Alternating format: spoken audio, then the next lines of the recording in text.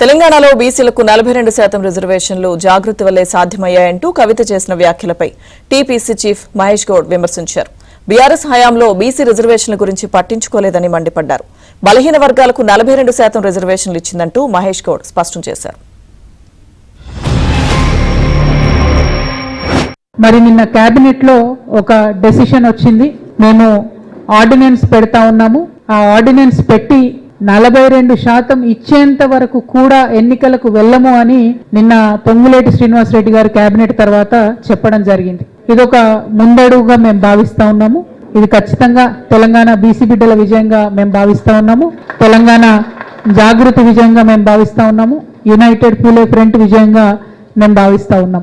కవిత cone కిస్కా ఏంది కవిత రోలిన్లా Congress party చేస్తున్న ఘనకార్యాన్ని తనేదో కలర్ పూసుకొని నేనేదో చేస్తున్నాను చెప్పుకుంటే నవ్వుకుంటారమ్మా జనం. నీకేం సంబంధం బీసీలతో?